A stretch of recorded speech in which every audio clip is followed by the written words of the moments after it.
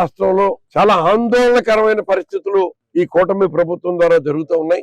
ఈ కూటమి ప్రభుత్వం తెలుగుదేశం అధినేత రాష్ట్ర ముఖ్యమంత్రి దిశానిర్దేశం దర్శకత్వంలో నకిలీ మద్యం కొమ్ముకోవడానికి తెరలేపి వేల కోట్ల రూపాయలు దోచుకోవటానికి ఒక స్కీమ్ను తయారు చేయడం జరిగింది. దీన్ని స్కామ్ అంటం కంటే స్కీమ్ అంటడమే సమంజసంగా ఉంటుంది. ఎందుకంటే ఒక పద్ధతి ప్రకారం రాష్ట్రంలో అన్ని ప్రాంతాల్లో కూడా ఒక కుటీర పరిశ్రమలాగా ఏదైతే తంబళ్ళపల్లి శాసనసభ్యుడిగా తెలుగుదేశం తరఫున పోటీ చేసిన జయచంద్రారెడ్డి తన ఎన్నికల అఫిడవిట్లో నాకు ఆఫ్రికాలో డిస్టరీలు ఉన్నాయని మెన్షన్ చేసిన తర్వాత తన అనుచరుడైన జనార్దన్ రావు తోటి కానీ కట్టా సురేందర్ నాయుడు తోటి కానీ గిరిధర నాయుడు తోటి కానీ వీళ్ళందరూ కలిపి ఇక్కడ మరి ఏదైతే ఇబ్రహీంపట్నం దగ్గర కానీ లేకపోతే విశాఖపట్నం జిల్లాలో కానీ అనకాపల్లి దగ్గర కానీ ఇంకా తుని ఇతర ప్రాంతాల్లో కానీ ఏలూరు తదితర ప్రాంతాల్లో కానీ ఈ నకిలీ మద్యం తయారీ కేంద్రాల్ని ఎంతో పకడ్బందీగా మరి నడుపుతా ఉన్నారు. దీనికి ఇది ఒకటే కాకుండా గోవా నుంచి కూడా ఈ నకిలీ మద్యాన్ని లారీలు తరలిస్తున్నారు. దీంట్లో కేవలం స్పిరిట్ కలరు ఎసెన్స్ కలిపేసి మద్యం తాగిచ్చేస్తా ఉన్నారు. దానికి 7-8 రూపాయలు ఖర్చు అవుద్ది ఒక క్వార్టర్ బాటిల్కి. ఇవాళ పవన్ కళ్యాణ్ ఎన్నికల్లో ఏం చెప్పాడండి? జగన్ మందు బాబులు గుండెల్ని పిండేస్తున్నాం, మందు బాబులకి వాళ్ళకి మంచి సంపూర్ణంగా తృప్తి పడేలాగా నాణ్యమైన మద్యాన్ని అందిస్తానని పవన్ కళ్యాణ్ వాళ్ళ ఎన్నికల్లో చెప్పడం జరిగింది. చంద్రబాబు నాయుడు అయితే ఈ పెద్ద కుంభకోణం జరిగిపోతుందని మరి తన పచ్చ మీడియా ద్వారా విస్తృతంగా అభూత కల్పనలు అబద్ధాలతోటి మాటలు చెప్పడం జరిగింది. ఇవాళ కూటమి ప్రభుత్వం అబద్ధాలతోటి అధికారంలోకి వచ్చింది. ఇక్కడ ఏ నియోజకవర్గ ప్రజాప్రతినిధులైనా ఎమ్మెల్యేలందరూ కూడా అబద్ధాల మీద బతుకుతున్నారు, అబద్ధాలతోటి బతుకుతున్నారు. ప్రతి విషయంలోనూ అబద్ధాలు చెప్తున్నారు తప్ప ఎక్కడా సత్యం నోటంటా రావట్లా. ప్రతి దానికి ఒక స్కీమ్ తయారు చేస్తారు, ఒక డెవలప్మెంట్ అంటారు, కోట్లతో చేస్తున్నారు.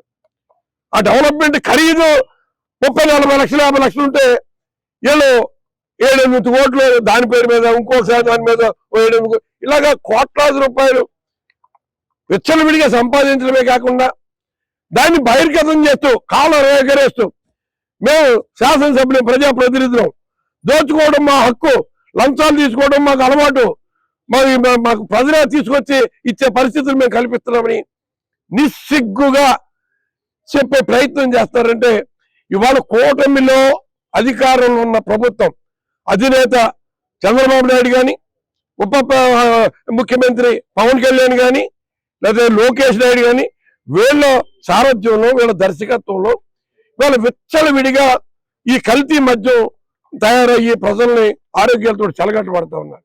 ఇవాళ ఈ ఒక సంవత్సరం లెక్కేస్తే 1,48,00,000 క్వార్టర్ల మందు అమ్మినట్టుగా ఎక్సైజ్ వాటర్ డిపార్ట్మెంట్ చెప్తున్నారు. ఇది కాకుండా దీంట్లో ఒక 30% అంటే ఒక 50 లక్షల క్వార్టర్లు నకిలీ మద్యం తయారైనట్టుగా చెప్తున్నారు. దాని కాస్ట్ లెక్కేస్తే దగ్గర 5,280 కోట్ల రూపాయలు ఇవాళ కూటమి నాయకులు ఈ ముఠా చేతుల్లోకి డబ్బులన్నీ చేరిపోయినాయి. డబ్బులు చేరిపోవడమే కాకుండా ప్రజలు అది తాగిన వాళ్ళందరూ కూడా ఆరోగ్యం పాడైపోయే పరిస్థితులు ఉన్నారు. ఇవాళ 16 మంది రాష్ట్రంలో చనిపోయారు. ఇవాళ మరి తాడేపల్లిగూడెంలో కూడా ఈ మద్యం ఎక్కువైపోయి తాగేసి విచ్చలవిడిగా రౌడీజానికి పాల్పడి ఏం చేస్తాం అన్నది మరి అవగాహన కోల్పోయి వివేకం కోల్పోయి మరి ఇవాళ దగ్గర 15-16 మర్డర్లు జరిగిన తాడేపల్లిగూడెం నియోజకవర్గంలో. దీనికి ఎవరు బాధ్యత వహిస్తారు? స్థానిక శాసనసభ్యుడిగా ప్రజాప్రతినిధిగా ఎన్నికైన శాసనసభ్యుడు వహిస్తాడా? ఈ శాసనసభ్యుడు మేం చెప్పిన మాయ మాటలతోటి మా అబద్ధాలతోటి గెలిచాడు కాబట్టి దానికి బాధ్యత మేము తీసుకోవాలని ముఖ్యమంత్రి చంద్రబాబు నాయుడు వస్తాడా? లేకపోతే ఇక్కడికి వచ్చి పెద్ద అరుపులు కేకలతోటి మరి చెప్పిన పవన్ కళ్యాణ్ ఏదో ఆ ట్యాక్స్ ఈ ట్యాక్స్ అని చెప్పాడు. దీన్ని ఏ ట్యాక్స్ అంటారు? ఎన్ ట్యాక్స్ అంటారా? పి ట్యాక్స్ అంటారా? బి ట్యాక్స్ అంటారా? ఇవాళ ఏ ట్యాక్స్ అంటారు దీన్ని? ఇవాళ రాష్ట్ర వ్యాప్తంగా విచ్చలవిడిగా అక్రమ మద్యం తయారీ కేంద్రాలు ఇవాళ చేస్తూ ఉంటే, ఆ జనార్దన్ రావు ఉన్నవాడు ఎక్కడో విదేశాల్లో ఉంటే అతన్ని రప్పించారు. మీరు చూశారు విజువల్స్ లో. అతను ఎయిర్పోర్ట్ లో రావటం చూడు, ఎంతో దర్జాగా ఏదో ఒక వివిఐపి వచ్చినట్టుగా రావటం, అతను పోలీసులు అరెస్ట్ చేయడం, అరెస్ట్ అయ్యి రిమాండ్ లో ఉన్నవాడు ఏ రకంగా ప్రెస్ తోటి మాట్లాడతాడు, వీడియో రిలీజ్ చేస్తాడు. ఫోన్ పోయిందన్నాడు, ఫోన్ బొంబాయిలో పోయిందన్నాడు. ఇక్కడికి వచ్చిన తర్వాత వీడియో బయటికి రిలీజ్ చేశారు. దాంట్లో దానికి సంబంధం లేని జోగి రమేష్ పేరు ఇంక్లూడ్ చేశారు. ఎందుకంటే ఇబ్రహీంపట్నంలో ఈ కల్తీ మద్యం తయారు చేస్తున్న డిస్టిలరీ పట్టుకుని అవన్నీ కూడా ప్రజలకు అందరికి చూపించి, వాళ్ళకున్న స్పిరిట్ క్యాన్లు కానీ, బెండింగ్ మెషిన్ కానీ, ప్రింటింగ్ మెషిన్ కానీ, బాటిలింగ్ మెషిన్ కానీ, దానికి సంబంధించిన ట్యాంకులు కానీ మొత్తం అన్ని కూడా అతను అందరికీ చూపించేదన్న దానికి అతని మీద నెప వేసేసేలాగా ఈ జనార్దన్ రావు అన్నవాడు చంద్రబాబు నాయుడికి చెంచా అయినటువంటి చంద్రబాబు నాయుడు జేబులో మనిషి అయినటువంటి జనార్దన్ రావు తోటి జోగి రమేష్ పేరు చెప్పింది. ఇవ్వడదని దుర్మార్గమైన ఆలోచనతో చేస్తారా? ప్రజల ప్రాణాలతో చెలగట్ట పడతారా? ఏంటి అసలు ఈ దుర్మార్గం ఏంటి? ఇవాళ చంద్రబాబు నాయుడు ఎప్పుడైనా నోటంట ఒక నిజం వచ్చిందా? ప్రతి దాన్ని కుట్ర, దీన్ని కావాలంటే దాన్ని ఏదో రకంగా ప్రజలు డైవర్ట్ చేయడానికి మళ్ళీ దానికి ఒక డైవర్షన్ పాలిటిక్స్ ఈ వచ్చిన 17 నెలల నుంచి 16 నెలల నుంచి కూడా జరుగుతుంది. అదే ఇవాళ 45 సంవత్సరాలు ఇండస్ట్రీ అని చెప్తాడు చంద్రబాబు నాయుడు. దాంట్లో ఇంచుమించు 16వ సంవత్సరం కూడా వాళ్ళు ముఖ్యమంత్రిగా అధికారంలో కొనసాగుతూ ఉన్నాడు. అంటే ఇంకా 3.5 సంవత్సరాలు ఉంటాడు, 19 ఏళ్ళు పూర్తి చేసుకుంటాడు ముఖ్యమంత్రిగా. ఈ లోపల వాళ్ళ అబ్బాయి రాకపోతే. అంటే ఈ 19 సంవత్సరాల సుదీర్ఘమైన రాజకీయ పదవీ ప్రస్థానంలో ఆయన ఇండస్ట్రీ పరంగా అయితే 45 ఇయర్స్, రేపు 2019 50 ఇయర్స్ ఇండస్ట్రీ అవుతుంది. ఈ 19 సంవత్సరాల కాలంలో చంద్రబాబు నాయుడు ప్రజల కోసం, ప్రజా శ్రేయస్సు కోసం పెట్టిన ఒక్క సంక్షేమ పథకాన్ని ఆయన ఉన్నా లేకపోయినా ఇది కంటిన్యూ చేసి తీరాలి ఏ ప్రభుత్వం వచ్చినా అని చెప్పుకోవడానికి ఏదైనా ఒక పథకం ఉందో చెప్పనండి. ఆయన 1995లో ఆయన తన మామగారు అయినటువంటి పిల్లనిచ్చిన తండ్రి మామగారు అయినటువంటి ఎన్టీ రామారావు గారిని వెన్నుపోటు పడిచి అధికారం చేపట్టాడు కదా. అప్పటి నుంచి చాలా మేధావర్గంగా ఈ పచ్చ మీడియా వాళ్ళ స్వార్థానికి, స్వలాభానికి, వాళ్ళ కోట్లు దోపిడీకి, వాళ్ళు చేసిన అక్రమానికి, అన్యాయాన్ని కప్పుపుచ్చుకోవడానికి చంద్రబాబు నాయుడుకి ఒత్తాసు పలికి ముందు పెట్టి అతన్ని మోస్తున్నారు కదా. ఒక్క పథకం చెప్పండి 1995 నుంచి 2025 వరకు ఆయన అధికారులు ఉన్న కాలంలో ఏదైనా ఒక్క స్కీము ఉన్నదల్లా ఒకే ఒక స్కీము, స్కాము, బెల్ట్ షాపుల స్కీమ్. ఇవాళ రాష్ట్రంలో 85,000 బెల్ట్ షాపులు నడుస్తూ ఉన్నాయి. ఇలా మొన్న చంద్రబాబు నాయుడు చెప్తున్నాడు బెల్ట్ షాపు నిర్వహిస్తే బెల్ట్ తీస్తా అన్నాడు. ఎవడు బెల్ట్ తీస్తాడండి? ఆయన ప్యాంటుకి వేసుకున్న బెల్ట్ బయటికి లాగుతాడా ఏంటి? ప్రజలు కోరుకునేది గ్రామాల్లో, వీధిలో ఎక్కడికక్కడ బెల్ట్ షాపులు ఉన్నాయి, ఈ బెల్ట్ షాపులు లేకుండా చూడండి అని చెప్తుంటే బెల్ట్ షాపులు నిర్వహించేవాడు బెల్ట్ తీస్తానన్నాడు ఈయన. అంటే ఎంత హాస్యాస్పదంగా ప్రజలు స్పందనని చంద్రబాబు నాయుడు తీసుకున్నాడో దీన్ని బట్టి అర్థమవుతుంది. దీనికి పెద్ద ఫోకస్ ఇచ్చేస్తున్నారు ఈ పచ్చ మీడియా. వాళ్ళకి ఎంతసేపు వాళ్ళు ఎలా బతుకుతే ఎలాగో వేల కోట్లు దోచుకుందామన్న స్వార్థం తప్ప ఈ పచ్చ మీడియాకి వేరే రెండు ఆలోచన లేదు. చంద్రబాబు నాయుడు ఉంటేనే ఈ వేల కోట్లు దోచుకోవడానికి అవకాశం ఉంటుంది. లేని పక్షంలో మనకి ఎక్కడికక్కడ మనం చేసిన అన్యాయాలు, అక్రమాలు బయటపడిపోతాయి అనే ఒక ఆందోళన ఈ పచ్చ మీడియాలో కూడా కనపడుతున్నట్టుంది. మాటికి జగన్ వచ్చేస్తాడేమో అనే ఆందోళన కూడా కనపడుతుంది. ఇవాళ ప్రజలందరూ కూడా జగన్మోహన్ రెడ్డి గారిని మనం ఎందుకు కాదు అనుకున్నాం. ఇంత చక్కటి పరిపాలన అందించాడు కదా. ఆయన 5 సంవత్సరాల పరిపాలనలో 2 సంవత్సరాలు కరోనాతో సరిపోయింది కదా. కరోనా కాలంలో మన ప్రాణాలన్నీ నిలబెట్టాడు కదా. మన కుటుంబాలన్నీ కూడా రోడ్డు మీద పడకుండా, ఎక్కడ ఆహారానికి లోపం లేకుండా చూశాడు కదా. ఆరోగ్యానికి సంబంధించి ప్రతి ఒక్క రూపాయి ఖర్చు లేకుండా వైద్యం చేసి లక్షలాది రూపాయల వైద్యాన్ని ఉచితంగా కరోనా రూపంలో చేశాడు కదా. ఇవాళ ఆరోగ్యశ్రీ ద్వారా ప్రతి ఒక్కరి ఆరోగ్యం కాపాడుతున్నాడు కదా.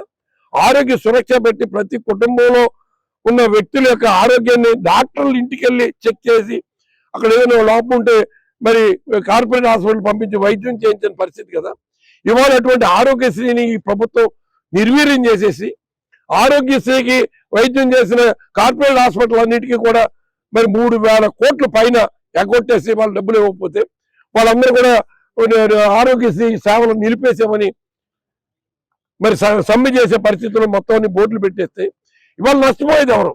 చంద్రబాబు నాయుడికి 1,000 కోట్లు చేతులు నిండిపోతున్నాయి. పవన్ కళ్యాణ్ గారికి అందవలసిన ఓట్లన్నీ ఆయనకి వెళ్ళిపోతున్నాయి. మరి ఇవాళ నష్టపోయేది ఎవరు?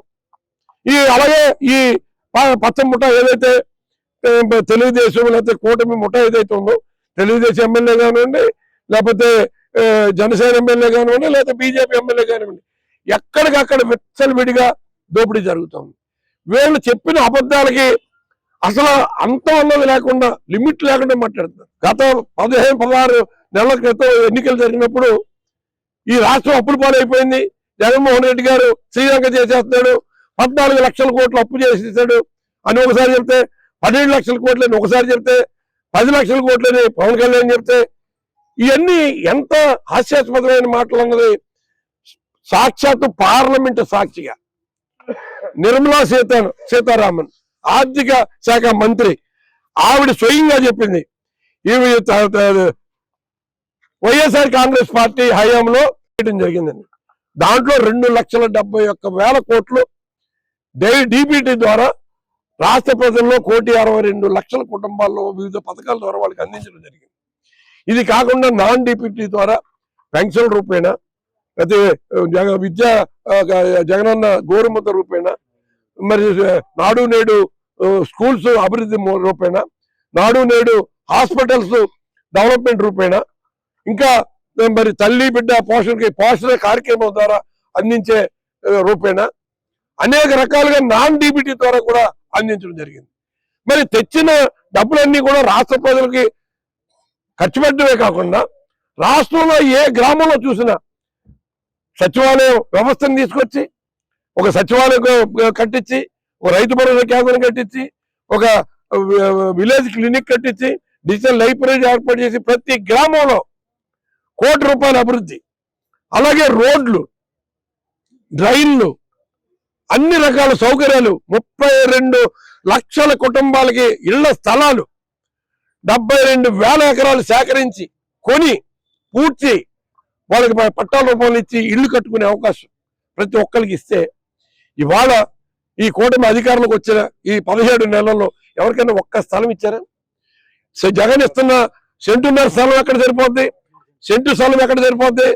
సమాధికి కూడా పనికిరాదు సెంటు అన్న మరి చంద్రబాబు నాయుడు 3 సెంట్లు గ్రామాల్లో 2 సెంట్లు పట్టణాల్లో ఇస్తానని చెప్పాడు కదా. ఎక్కడైనా ఈ 15 నెలల కాలంలో ఒక ఇల్లు పట్టా ఇచ్చిన సందర్భం ఎక్కడైనా ఉందా? ఒక ఇల్లు కట్టించిన సందర్భం ఎక్కడైనా ఉందా? ఇవాళ మరి టిడ్కో హౌసింగ్ అన్నారు, అదిగో ఆ కట్టలేదు, ఇదిగో కట్టలేదు, మీరు పెట్టేసిన బకాయిలు ఇప్పటివరకు తీర్చలేకపోతే,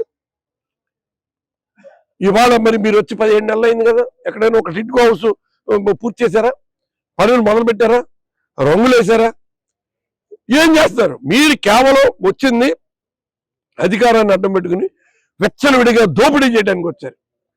ఇవాళ ప్రజాప్రతినిధులు ఇసుక రూపంలో చేస్తారు, మట్టి రూపంలో చేస్తారు, ప్యాకాడ్ క్లబ్బుల రూపంలో చేస్తారు, కోడి పందాల రూపంలో చేస్తారు. వస్తుంది దీపావళికి చిన్న కోట్లు అమ్ముకునే వాళ్ళకి 10 లక్షలు స్విమ్మింగ్ పూల్ డెవలప్మెంట్ ఫండ్ పట్టమని నిన్న కవర్ వచ్చింది. అందరూ పరిగెట్టుకెళ్ళారు.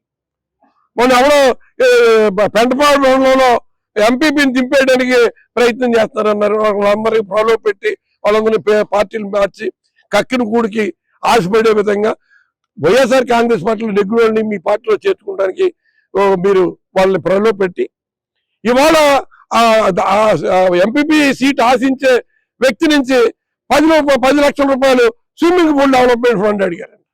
మిగతాది మధ్యలో దళారీకో 3 లక్షలు, మిగతా వాళ్ళందరూ ఎంపీటీసీలకి డబ్బులు ఇచ్చే కార్యక్రమం జరుగుతూ ఉంది. అంటే విచ్చలవిడిగా దోచుకోవటమే కాకుండా తప్పుడు రాజకీయాలకి తెరలేపిన ఈ కూటమి ప్రభుత్వాన్ని ప్రజలు గమనిస్తా ఉన్నారు.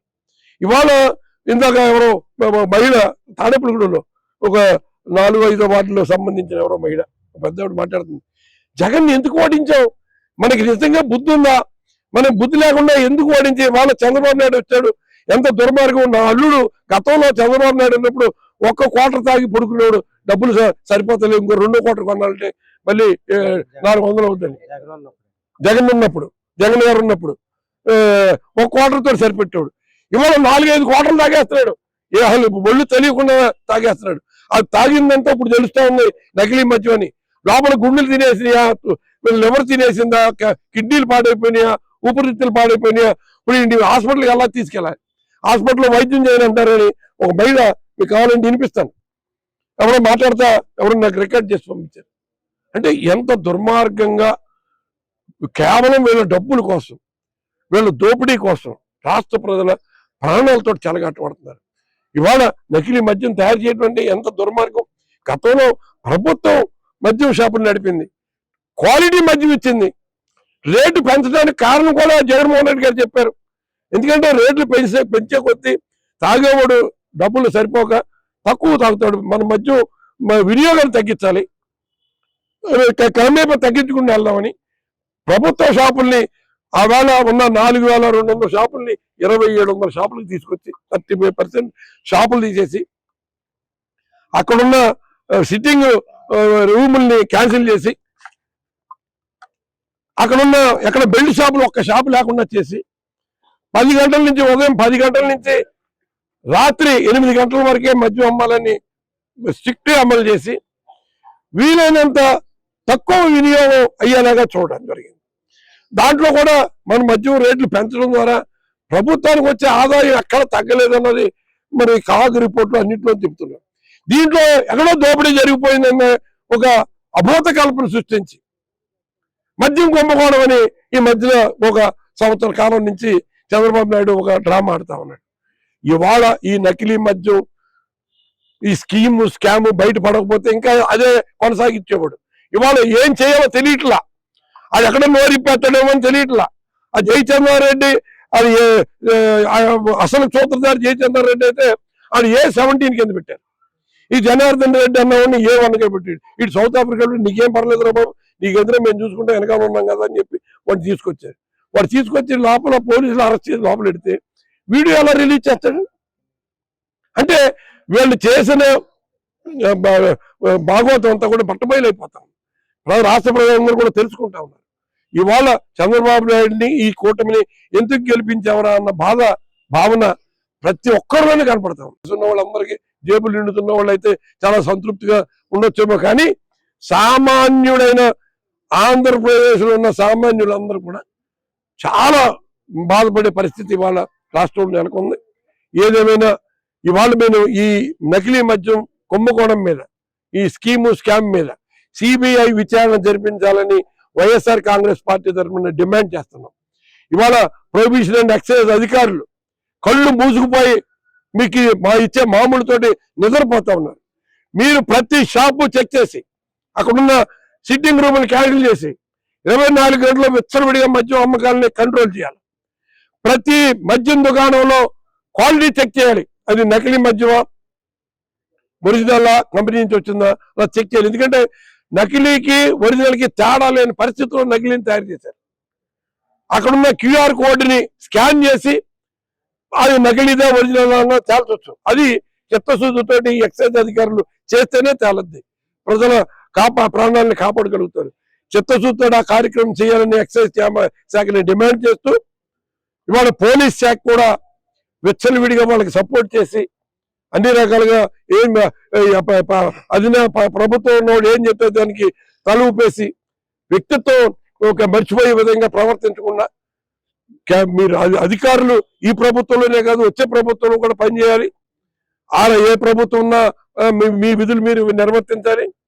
మీ విధులు ఏంటో తెలుసుకుని ఆ విధంగా మీరు విధులు నిర్వర్తిస్తే మీకున్న గౌరవం నిలబడుతుందని ఈ సందర్భంగా కూడా సూచిస్తూ ఈ నకిలీ మద్యాన్ని ఇంకెక్కడ జరగకుండా చూడటం కోసం ప్రతి ఒక్కరు ప్రతి డిపార్ట్మెంట్ అంటే రెవెన్యూ కానీ, పోలీస్ డిపార్ట్మెంట్ కానీ, ఎక్సైజ్ డిపార్ట్మెంట్ కానీ శ్రద్ధ తీసుకుని కఠినమైన చర్యలు తీసుకుంటేనే ఇది కంట్రోల్ అవుద్ది. ఈ రౌడీజం, రుబాబు, ఈ ఈ తాగుడు విచ్చలవిడిగా తాగేసి రోడ్డు మీద పడిపోవడం, మరి మహిళల పట్ల అమానుషంగా ప్రవర్తించడం, ఇవన్నీ తగ్గుతాయని ఈ సందర్భంగా తెలియజేస్తాను. ఈరోజు వైఎస్ఆర్ కాంగ్రెస్ పార్టీ తరఫున నకిలీ మద్యం మీద ఒక వినతి పత్రం ఇచ్చి ప్రభుత్వం ఇప్పటికైనా కళ్ళు తెచ్చి వాళ్ళ దోపిడీ, వాళ్ళ స్వార్థానికి, స్వలాభానికి, వాళ్ళ వేల కోట్లు దోచుకోవటానికి, ప్రజాధనాన్ని దోచుకోవటానికి, పేద ప్రజల ప్రాణాలని పణంగా పెట్టి వాళ్ళ జీవితాలతోటి, ఆరోగ్యంతో ఆడుకుంటూ చేస్తున్న ఈ దురాగతాన్ని ఇప్పటికైనా ఆఫ్ చేయాలని మీ ప్రొవిజన్ ఎక్సైజ్ అధికారులకి, అలాగే మీ రెవెన్యూ డిపార్ట్మెంట్ కూడా సంబంధం ఉంటుంది. కాబట్టి ఇవాళ ఆర్డీఓ గారి ద్వారా ఈ రిప్రజెంటేషన్ పంపాలని కోరుతా ఉన్నాం. రాష్ట్రంలో నకిలీ మద్యాన్ని అరికట్టి ప్రజల ప్రాణాలు కాపాడాలి. నకిలీ మద్యం దందాపై సిబిఐతో దర్యాప్తు జరిగేలా చూడాలని వైఎస్ఆర్ కాంగ్రెస్ పార్టీ తరఫున కోరుతాం. రాష్ట్రంలో ఇటీవల పట్టబయలైన నకిలీ మద్యం తయారీ, సరఫరా చూస్తే చాలా ఆందోళన కలుగుతూ ఉంది. యథేచ్ఛగా సాగుతున్న ఈ దందా మూలాలు రాష్ట్రంలో పలు చోట్ల కనిపిస్తున్నాయి. కేవలం స్పిరిట్, రసాయనాలతో తయారు చేసిన నకిలీ మద్యాన్ని పాపులర్ బ్రాండ్లు తలపించేలాగా బాటిల్పై నకిలీ లేబుల్స్ అంటించి సరఫరా చేస్తూ ప్రజల ఆరోగ్యంతో ఆడుకుంటా ఉన్నారు. చిత్తూరు జిల్లా మొలకల చెరువు, ఎన్టీఆర్ జిల్లా ఇబ్రహీంపట్నంలో ఇది కాకుండా ఇంకా ఇతర చోట్ల భారీ స్థాయిలో నకిలీ మద్యం, స్పిరిట్, వేల సంఖ్యలో, లక్షల సంఖ్యలో మద్యం బాటిళ్లు, మూతలు, కుటీర పరిశ్రమలు తలపించే విధంగా మరి ఈ తయారీ యంత్రాలు కూడా ఈ శాఖ తనిఖీల్లో కూడా బయటపడినాయి. గత కొన్ని నెలలుగా నెల్లూరు, విజయవాడ, ఏలూరు, పాలకొల్లు, పరవాడ తదితర ప్రాంతాల్లో సైతం నకిలీ మద్యం పట్టుబడింది. రాష్ట్రంలో టీడీపీ కూడా ఏర్పడిన నాటి నుంచి దాదాపు 421 మంది నకిలీ మద్యం వల్ల మరణించినట్టుగా వార్తాపత్రికల ద్వారా తెలిసింది. ఈ గత ప్రభుత్వంలో పారదర్శకంగా లిక్కర్ విధానం అమలైంది. ప్రభుత్వం స్వయంగా మద్యం దుకాణాలు నడిపి మద్యం విక్రయ వేళలు తగ్గించడమే కాకుండా మరి దాదాపు షాపులన్నీ కూడా అవార్డున్న షాపుల నుంచి 35% షాపులు కూడా తగ్గించి పర్మిట్ రూములు మొత్తం రద్దు చేసింది. బెల్ట్ షాపులు, ఒక్క బెల్ట్ షాప్ కూడా లేకుండా చేసింది. బెల్ట్ షాపులన్నీ కూడా రద్దు చేయడం జరిగింది. ఇవాళ మరి టీడీపీ కూడా ప్రభుత్వం ఏర్పడ్డాక గత ప్రభుత్వం మద్య విధానాలను రద్దు చేశారు. వైన్ షాపులు పెంచడమే కాకుండా ప్రైవేట్ గారికి అప్పచెప్పారు. పర్మిట్ రూములను అనుమతించారు. అన్ని చోట్ల బెల్ట్ షాపులు ఏర్పాటు చేశారు. బెల్ట్ షాపులు వేలం వేసి మరి గ్రామాల్లో వాళ్ళు విచ్చలవిడిగా వేలం వేసి డబ్బులు దోచుకుంటా ఉన్నారు. కేవలం కూటమి పెద్దలు, ఆయా పార్టీల నేతల చేతుల్లో ఎన్ని వెళ్ళిపోయినాయి. అలా ఒక మద్యం మాఫియా తయారైంది. పెరిగిన వైన్ షాపులు, లెక్కర్ విక్రయ వేళలు 24 గంటలు కూడా 24/7 అందుబాటులో ఉండేలాగా మళ్ళీ పర్మిట్ల రూములు తీసుకొచ్చారు. బెల్ట్ షాపుల వల్ల రాష్ట్రంలో మహిళలకు రక్షణ కొరవడగా అది శాంతి భద్రతల పైన ప్రభావం చూపింది. గతంతో పోలిస్తే 16 నెలల్లో రాష్ట్రంలో క్రైమ్ రేటు పెరగడం అన్నది దీనికి తార్కాణంగా నిలుస్తుందన్న విషయాన్ని కూడా మీ ద్వారా తెలియజేస్తాను. ఇప్పుడు వెలుగులోకి వచ్చిన నకిలీ మద్యం వ్యవహారంలో పూర్తిగా అధికార తెలుగుదేశం పార్టీ నాయకుల ప్రమేయమే కనిపిస్తుంది. గత అసెంబ్లీ ఎన్నికల్లో టీడీపీ అభ్యర్థిగా పార్టీ తంబళపల్లి నియోజకవర్గం ఇన్ఛార్జిగా దాసరపల్లి జయచంద్రారెడ్డి, అతని బావమరిది గిరిధర్ రెడ్డి, కట్టా సురేందర్ నాయుడు, అనుచరుడు జనార్దన్ రావు, వీరంతా టీడీపీకి చెందిన వాళ్ళే. బీ ఫార్మ్ ఇచ్చే సందర్భంలో కూడా ఈ నలుగురు కూడా చంద్రబాబు నాయుడు బీ ఫార్మ్ జయచంద్రారెడ్డికి ఇస్తున్న సందర్భంగా వీళ్ళందరూ సొంత మనుషుల్లాగా వాళ్ళ బీ ఫార్మ్ తీసుకునే ఫోటోలు కూడా వీళ్ళందరూ ఉన్నారు. అంటే ఎంత సన్నిహితులో చంద్రబాబు నాయుడికి ఈ జయచంద్రారెడ్డి ఎంత సన్నిహితులో ఎన్ని కూడా అక్కడ ఉన్న మిగతా లీడర్లందరూ కాదే జనార్దన్ రెడ్డికి జయచంద్రారెడ్డి టికెట్ ఇవ్వడం ద్వారా జయచంద్రారెడ్డి తోటి ఉన్న ఈ జనార్దన్ రావు కానీ, సురేందర్ నాయుడు కానీ, వీళ్ళందరూ గిరిధర్ రెడ్డి కానీ, వీళ్ళందరూ చంద్రబాబు నాయుడికి ఎంత అన్యూయులు అన్నది దాన్ని బట్టే తెలుస్తుంది. అక్కడ ఈ జనార్దన్ రెడ్డి, జయచంద్రారెడ్డి అతను స్వయంగా ఎన్నికల అఫిడవిట్లో నాకు ఆఫ్రికాలో డిస్టిలరీలు ఉన్నాయని, సమయంలో ఆయనకి టీడీపీ పెద్దలతో కుదిరిన ఒప్పందంలో భాగంగానే యథేచ్ఛగా ఈ నకిలీ మద్యాన్ని తయారు చేస్తున్నట్టు చెప్తున్నారు. ఈ నకిలీ మద్యంతో ఒక ఏడాదిలోనే 5,280 కోట్లు ఈ టీడీపీ ముఠా దోచుకుంది.